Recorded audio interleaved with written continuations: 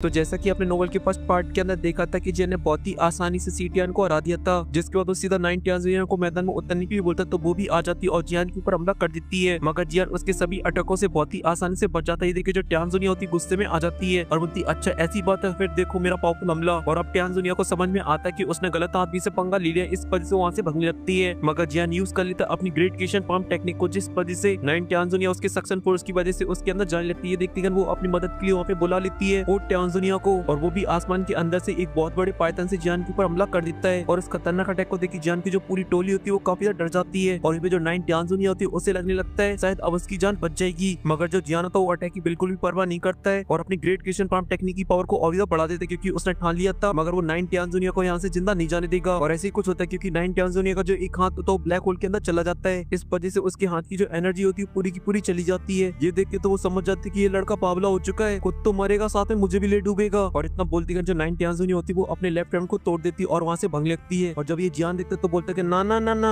आज नहीं भगेगी तू। और इतना बोलती है अपनी दुई की और भी हाथों में डाल देता, जिस वजह से जो सक्शन फोर्स होती है वो और ज्यादा बढ़ जाती है और जो ब्लैक होल होता है तुरंत ही 9 टियान के पास फिर से पहुंच जाता है। और अब उसे महसूस हो रहा था कि जियान का आखिरी जो अटैक वो कितना ज्यादा खतरनाक है। भले जब जियान डाउजिंग लेवल की 5 स्टार पर था उसने इसे सप्रेस कर दिया था, अब जियान उसके लेवल पे पहुंच चुका है, इस वजह से उसकी जो अटैक की पावर है वो भी काफी ज्यादा खतरनाक है, जिसे अभी के लिए उसके लिए सप्रेस करना ऑलमोस्ट नामुमकिन है। लेकिन तभी अचानक से जो जियान होता है एक पल के लिए हैरान हो जाता है क्योंकि जो ब्लड का पाइथन वो अभी के लिए जियान के काफी करीब आ चुका और उसकी जो स्ट्रेंथ है वो काफी ज्यादा खतरनाक है, जिसे जियान अब बहुत ही अच्छे से सेंस कर पा रहा है। वहीं पे जो 9 टियान होती है जियान की जब वो वीडियो देखती तो उसे एक उम्मीद दिखाई देने लगती है, क्योंकि उसे ऐसा लग रहा था कि जियान शायद अपनी जान को बचाएगा और वो उसे छोड़ देगा। मगर जियान उसकी सोच का बिल्कुल उल्टा करता और वो दिखता है फिर से 9 टियान को और एक जोर की दाड़ मारता, जिस वजह से सर्कल होता है वो भी बड़ा हो जाता है और वो कुछ ही पल के अंदर एब्जॉर्ब कर लेता 9 टियान को, जिस वजह से उसकी आसमान के अंदर बस एक चीख सुनाई देती है और वो समा जाती है जियान की ग्रेट क्रिएशन पाम के अंदर। और तभी अचानक से वो बड़ा सा रेड पाइथन आके सीधे जियान की बॉडी से टकराता है, जिस वजह से वहाँ पे बहुत ही बड़ा ब्लास्ट होता है और चारों रेड कलर की एनर्जी फैल जाती है, यहाँ तक कि ब्लास्ट के अंदर से जो वेव्स बाहर निकलती है उससे आसपास के पहाड़ भी टूट जाते हैं और जियान की जगह एक बड़ा सा सूरज बन जाता है, जिसे देखकर जो क्वीन मेडुसा होती है वो तो पूरी तरीके से हैरान हो चुकी थी। उसने इस बात की बिल्कुल भी उम्मीद नहीं की थी कि जियान इतने पावरफुल अटैक को पूरी तरीके से इग्नोर कर देगा उस 9 टियान को मारने के चक्कर में, जो किसी एक डाउजिंग लेवल के 6 स्टार को पूरी तरीके से खत्म करने के लिए काफी है। और इसी वजह से थोड़ी देर पहले जो एयरलाइंस के अंदर खुशी फैली थी वहाँ पे चारों तरफ फैल जाता मातम, सभी के सभी इस नजारे को देखकर एकदम मूर्ति बने खड़े रह गए थे और ये जो सन्नाटा होता कुछ देर तक बना रहता, मगर तभी अचानक से उसी सामने वाले सूरज के अंदर से आवाज आती है और बोलती है कि तुम होल ऑफ सोल के लोग सच में एक नंबर के कमीने हो, हमेशा से पीछे वार करते हो या छुप के वार करती हो, क्या तुम्हारे बम में अभी के लिए इतना भी दम नहीं है तुम सामने आके फाइट कर पाओ। और इतना बोलती है जो ब्लास्ट की एनर्जी होती है धीरे धीरे कम होने लगती है और फिर से सभी लोगों के सामने अपीयर होने लगता है जियान, जिसे देखकर एयरलाइंस के अंदर एकदम से खुशी फैल जाती है और जो क्वीन मेडुसा का दिल थोड़ी देर पहले रुक चुका होता है वो जियान को देख के फिर से धड़कने लगता है और उसके चेहरे पे आ जाती बड़ी सी स्माइल। लेकिन तभी अचानक से वहाँ का जो पूरा एटमॉस्फेयर होता है काफी डरावना हो जाता है, क्योंकि आसमान से और जमीन के अंदर से ब्लड बाहर निकलने लगता है और कुछ ही पल के अंदर जियान के सामने एकदम समुद्र बन जाता है ब्लड का। तभी जो ब्लड होता है वो एक ह्यूमन फिगर के अंदर कन्वर्ट हो जाता है और इसके अंदर से निकल रहा होता है बहुत ही पावरफुल ऑरा और वो बोलता है हमारे होल ऑफ सोल की चीफ ने तुम्हारे ऊपर काफी ज्यादा ध्यान दे रखा है और उनका ऐसा करना बनता भी है क्योंकि तुम सच में काफी ज्यादा टैलेंटेड हो। और जब सभी लोग उसे देखते तो सभी के सभी काफी ज्यादा हैरान हो जाते हैं, यहाँ तक कि जो लॉ एंड परफॉर्मेंस एक्ट के लोग होते वो भी हैरान हो चुके थे। उनके शौक वाले एक्सप्रेशन को देख के ऐसा लग रहा था कि शायद वो इसके बारे में जानते ही नहीं है कि उनके साथ अभी के लिए सबसे पावरफुल 9 टियान नहीं है बल्कि ये फिगर है जो कि अभी के लिए उन लोगों के बीच में छुपा बैठा था। और जो तीनों ब्लाइंड सेट के बंदे होते एक पल के लिए देखकर उसे हैरान हो जाते हैं और फिर जियान के पास आते हैं और में से जो लाल मुंह वाला बंदा होता है बोलता है ये तो जूही है यंग मास्टर, आपको इससे सावधान रहना होगा, ये बंदा बहुत ही ज्यादा खतरनाक है, क्योंकि इसकी एक टाइम पर जो दाव स्किल थी वो बहुत ही ज्यादा खतरनाक थी, जिसकी मदद से इसने काफी सारे दिग्गज पावरफुल वॉरियर को मारा है, जिसे बोला जाता है ब्लड ट्रांसफॉर्मेशन स्नैच स्किल। मगर अचानक ही एक दिन ये सेंट्रल पेन से गायब हो जाता है और फिर इसके बाद कोई भी खबर नहीं आई। मगर आज हमें पता चला कि गायब होने के बाद इसने ज्वाइन कर लिया होल ऑफ सोल को। और ये जो बंदा अभी के लिए खून के बीच में होता है ये सब सुन के हंसने लगता है और बोलता है कि तुम शायद अभी के लिए मेरा पुराने नाम को बोल रहे हो जिससे मेरा कोई भी लेना देना नहीं है, तुम अभी के लिए मुझे फोर्ट टियान बुला सकते हो। वहीं पे जब जियान ये सुनता है तो बोलते अच्छा फोर्ट टियान